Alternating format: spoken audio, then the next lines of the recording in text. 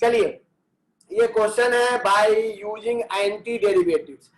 Anti derivatives के द्वारा इसको इंटीग्रेट करना। तो हम बताए थे लास्ट क्लास, इंटीग्रेशन डिफरेंशिएशन का रिवर्स होता है। मतलब जो चीज डिफरेंशिएट करके जो टर्म आएगा उसको इंटीग्रेट करेंगे तो ये पिछला टर्म आ जाएगा। मतलब इसका इंटीग्रेशन करना है वो भी bye anti derivatives. Anti derivatives, derivative, ठीक है। तो आपको पहले सोचना है कि ये किसका डिफरेंशिएशन होगा। ये समझो स्क्वायर है, दिमाग में रखो कि कोई स्क्वायर टर्म है तो किसी क्यूब का डिफरेंशिएशन हुआ होगा।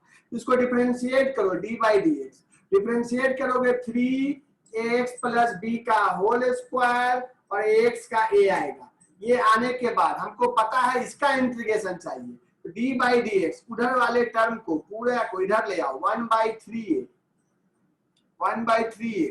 फिर यहाँ पर x प्लस बी का होल क्यूब, इसको डिफरेंशिएट करने पे इधर इक्वल टू में बचेगा x प्लस बी का होल स्क्वायर। ये जो चीज बचा तो इसको डिफरेंशिएट करके ये आ रहा है, मतलब by anti derivatives, anti derivatives x plus b का होल स्क्वायर का इंटीग्रेशन, x प्लस बी का होल स्क्वायर का इंटीग्रेशन क्या हो जाएगा, ax प्लस बी का होल क्यूब बटा में 3। बस यही आंसर होगा। तो जो समझ में आया सही है, नहीं आया वो आपका प्रॉब्लम नहीं, मेरा प्रॉब्लम है। ये क्वेश्चन नंबर 4 था। कोई क्वेश्चन नंबर 19 पूछा है। जो 19 पूछा है काहे पूछा है, ये क्वेश्चन हम बता चुके हैं। 19 नंबर क्वेश्चन हम बता चुके हैं, सेक स्क्वायर एक्स डिवाइड में कॉसेक स्क्वायर एक्स। इस क्वेश्चन को बनाना है। तो याद करो, हम लास्ट क्लास बात किए थे, सेम क्वेश्चन था, बस सेक स्क्वायर को कॉस लिख दो, कॉसेक को साइन। तो sine square x by cos square x, सब कुछ बता देंगे, टेंशन ले लेना है। और याद होगा sine square by cos square tan square होता है। और जिसको जिसको याद है tan स्क्वायर एक्स को, याद है कि नहीं भगवान जाने, tan स्क्वायर एक्स को हम लिख सकते हैं sec square x minus 1, sec square x minus 1। अब इसका इंटीग्रेशन कर लेना। तो सेक स्क्वायर एक्स माइनस 1 का जो इंटीग्रेशन होगा, सेक स्क्वायर एक्स माइनस 1, इसका इंटीग्रेशन होगा tan x माइनस एक्स और लास्ट में प्लस सी। बस यही क्वेश्चन था। समझ में आया तो अच्छा है, नहीं आया तब भी मान लो कि आ ही गया। हम सबसे पहले पहला क्वेश्चन यूजिंग एंटी डेरिवेटिव्स, देखिए 19 नंबर क्वेश्चन में सीधे इंटीग्रेशन करना था। लास्ट क्लास डिस्कस किए थे सबको। ये सेक है और ये कॉसेक है। सेक को 1/cos लिख सकते हो और कॉसेक को साइन लिख सकते हो। तो पलटने पे ये tan स्क्वायर हो गया। लास्ट क्लास बताए थे tan स्क्वायर का इंटीग्रेशन को करने के लिए हमको उसको पहले चेंज करना होगा। चेंज करने के बाद सेक स्क्वायर का इंटीग्रेशन tan x, 1 का इंटीग्रेशन x और लास्ट में प्लस सी। ये दो क्वेश्चन था 19 नंबर। कोई हमसे 20 भी पूछा, 20 क्यों पूछा हमको भी समझ में नहीं आ रहा है, पर ये क्वेश्चन मिटा रहे हैं। ये सब हम डाउट है सबका, जो पूछा है उसको बताएं, जिसको नहीं है वो बाद में। 20 नंबर क्वेश्चन, 20 नंबर क्वेश्चन क्या है, इजी क्वेश्चन है। 2 - 3 sin x और डिवाइड में cos square x। Easy question है, तुरंत हम डाउट क्लियर कर रहे हैं पहले, क्योंकि इंटीग्रेशन में आप लोग का डाउट क्लियर करना बहुत जरूरी है। यहाँ पर देखिए 2/cos स्क्वायर x। कुछ लोग सोच रहा होगा कि हम 10 तरह का बुक बनाते हैं। कितना भी बुक बना जाओ, जब तक सिंपल कॉन्सेप्ट नहीं मालूम है, इंटीग्रेशन का पैटर्न आपको नहीं समझ में आएगा। 2/cos square x, 2 sec square x minus 3 sin by cos tan x और एक cos हुआ तो sec x। अब आपको पता होना चाहिए कि ये 2 बाहर sec square x dx minus 3 बाहर sec x into tan x dx। अब आप आराम से इंटीग्रेशन कर सकते हो। ये होता है tan x माइनस 3, ये जो हम लिखे हैं ये 3 sec x into tan x, ये हो जाता है sec x और लास्ट में प्लस सी। यही हमारा आंसर हो गया। ये क्वेश्चन नंबर 20 था। फिर कोई हमसे पूछा है 21 और 22, 21 और 22। 22 तो हम कल बताए थे, 21 और 22 ठीक है, वो भी बात करते हैं। 1 मिनट पहले देख ले, किसी का कुछ डाउट है पहले। 21 नंबर क्वेश्चन और 22 नंबर क्वेश्चन, दोनों क्वेश्चन अच्छा है। यहाँ पर लिखा हुआ है by anti derivative √x plus 1/√x। इसको हमको इंटीग्रेट करना है। इसको इंटीग्रेट करना है तो भैया वो ऑब्जेक्टिव क्वेश्चन है, तो एंटी डेरिवेटिव लिखने से जरूरी नहीं कि एंटी से ही बनाओ।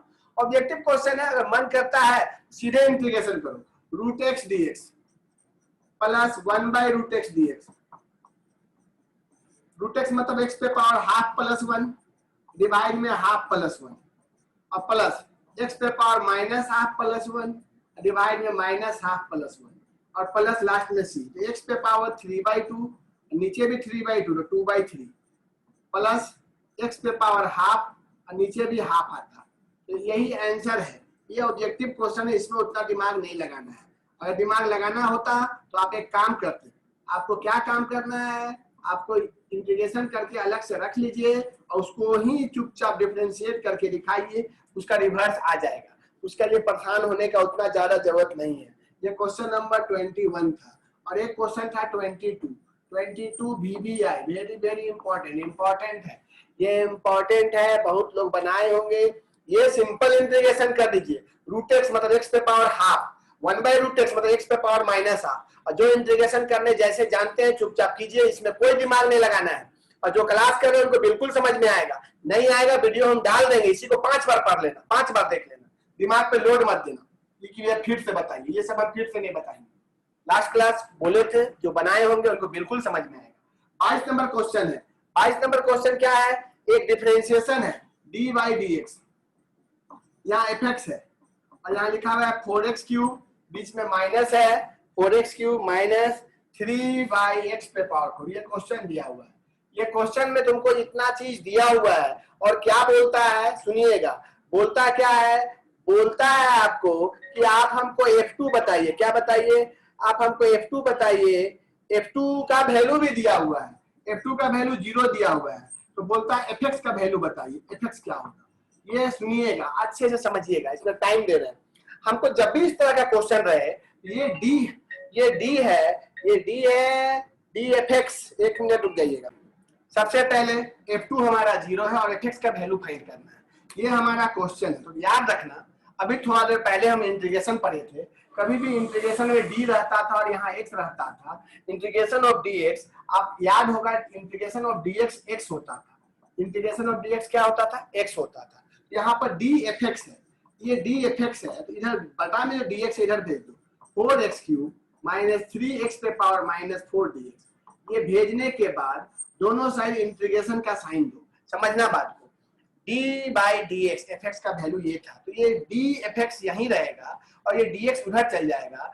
दोनों साइड इंटीग्रेशन का साइन, d और fx का इंटीग्रेशन fx होगा। समझ लेना, dx का इंटीग्रेशन x होता है, dfx का इंटीग्रेशन fx होगा। और यहाँ पर इक्वल टू में 4x पे पावर 4/4 माइनस 3x पे पावर माइनस 4 प्लस 1/-4 प्लस 1 और लास्ट में प्लस c।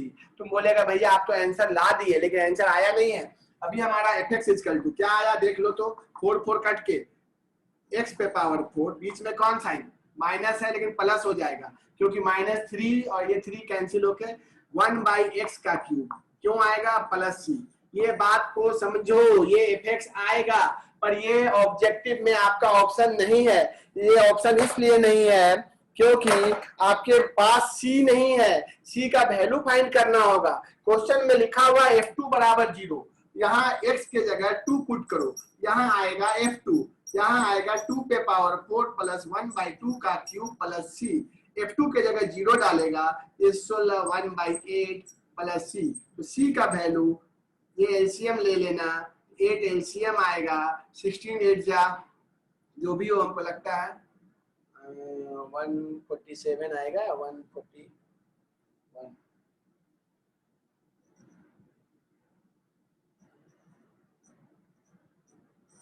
मतलब c का वैल्यू -129/8 आएगा। तो हम फाइनली fx इक्वल टू क्या बोलेंगे, fx इक्वल टू बोलेंगे x पे पावर 4 प्लस x 1/x³ और c का वैल्यू माइनस है तो -129/8। अब इस क्वेश्चन को 2-3 बार आप पूछ सकते हो।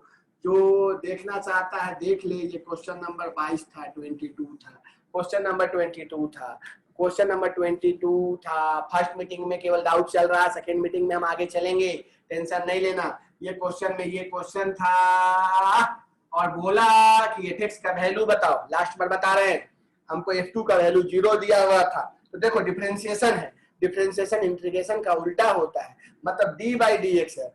डिफरेंशिएट करने पे ये आ रहा है, मतलब इसको इंटीग्रेट करोगे तो fx आना चाहिए। इसको इंटीग्रेट करने का मतलब है ये इंटीग्रेशन का साइन और dx लिखोगे, हम आगे का बात बता दिए, तो ये डायरेक्ट dfx होता है, जिसको आप डायरेक्ट fx लिख सकते हैं। तो एंटी डेरिवेटिव से हम जानते हैं ये बात को, प्लस सी हमेशा एक कांस्टेंट होता ही होता है। अब यहाँ पर डिफरेंशिएट नहीं किए हैं, इंटीग्रेट किए हैं, तो x पे पावर क्यूब का 4x पे पावर 4 डिवाइड में आएगा 4, देख लीजिए डिवाइड में आएगा 4, ठीक है। और उसके बाद वो दिख नहीं रहा होगा, थोड़ा मोड़ा लाइट का प्रॉब्लम हो जाता है, एक मिनट लाइट को बंद कर दीजिए।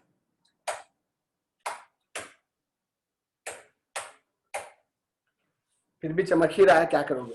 तो ये जो हमारा है 4x क्यूब बाई 4, ये जो है इंटीग्रेशन इसको करेंगे, ये फाइनल हमको आएगा, और इंटीग्रेशन जो आएगा वही हमारा आंसर होता है। लेकिन इस इंटीग्रेशन में हमको पता है कि x का वैल्यू 2 देने पे, x का वैल्यू 2 पुट करने पे, इक्वेशन 1 मान लेते हैं इसको, इक्वेशन 1 में वैल्यू पुट करोगे तो f2 लिखाएगा, f2 इधर लिखाया, ये 2 पे पावर 4 1/2 का क्यूब प्लस c, सोल्व करने पे f2 का वैल्यू 0 जानते हैं, c का वैल्यू निकल गया। जब c निकल गया तो मेन जो क्वेश्चन है इक्वेशन 1 में जहां c है वहां ये वैल्यू डाल दो, यही हमारा ऑप्शन है। चलिए जल्दी से अगला क्वेश्चन हम बताएंगे, तब तक आप लोग देखिए, कोई में आगे चलेंगे हम लोग। ये क्वेश्चन था, इस क्वेश्चन में हम देख रहे हैं e है, e के ऊपर पावर है, तो ये फार्मूला होता है e पे पावर log x होता है, ये डिफरेंशिएशन में हम प्रूव किए थे। तो हम इस सवाल को जब आगे बढ़ाएंगे, e पे पावर log x पे पावर 6, e पे पावर log x पे पावर, तुम बोले कैसे, m log n, ये फार्मूला होता है log n पे पावर m, ये फार्मूला होता है log n पे पावर m। यहाँ से अगर देखोगे ये जो आया बाहर में हमारा dx है, इस वैल्यू में यहाँ बचेगा x पे पावर 6, फिर बीच में माइनस x पे पावर 5 होल डिवाइड में x पे पावर 4 माइनस x का क्यूब। तुम बोलोगे चलिए यहाँ तक भी सही है, अब क्या करेंगे, ऊपर से कॉमन निकलेगा, क्या कॉमन निकलेगा ऊपर से कॉमन निकलेगा x पे पावर 5 और नीचे से x माइनस 1, नीचे से कॉमन निकलेगा x पे पावर क्यूब और x माइनस 1, तो आप साफ साफ x माइनस 1 से x माइनस 1 कट गया, तो आपको दिख रहा है बचा क्या, x स्क्वायर dx का है, क्यूब से 5 भी कैंसिल होगा, तो x स्क्वायर है, तो x पे पावर 3 और नीचे 3 प्लस c, यही आंसर आएगा। चलो जो समझ में आया ठीक है, नहीं आया एक बार फिर से देख लो। ये जो हमारा क्वेश्चन है, इस क्वेश्चन में e के पावर में कुछ है, कभी भी e के पावर में कुछ भी रहे तो आपको ध्यान देना है कि ये जो पावर होता है e पे पावर log x देता है, e पे पावर log x पे पावर 6 है, e पे पावर log x पे पावर 5 है, तो यहाँ सीधे x पे पावर 6 x पे पावर 5 ये बचेगा, x पे पावर 4 x पे पावर क्यूब, x पे पावर 5 कॉमन निकलेगा, नीचे से x पे पावर क्यूब कॉमन निकलेगा, ये दोनों कैंसिल हो जाएगा, कैंसिल होने के बाद यहाँ x स्क्वायर बचेगा, और x स्क्वायर का इंटीग्रेशन x cube by 3 plus c होता है। चलिए हम लगभग बात कर लिए 7.1 का, अब हम 7.2 में प्रवेश करेंगे नेक्स्ट मीटिंग में, नेक्स्ट मीटिंग मतलब इसके जस्ट बाद, इसको एंड कर रहे हैं।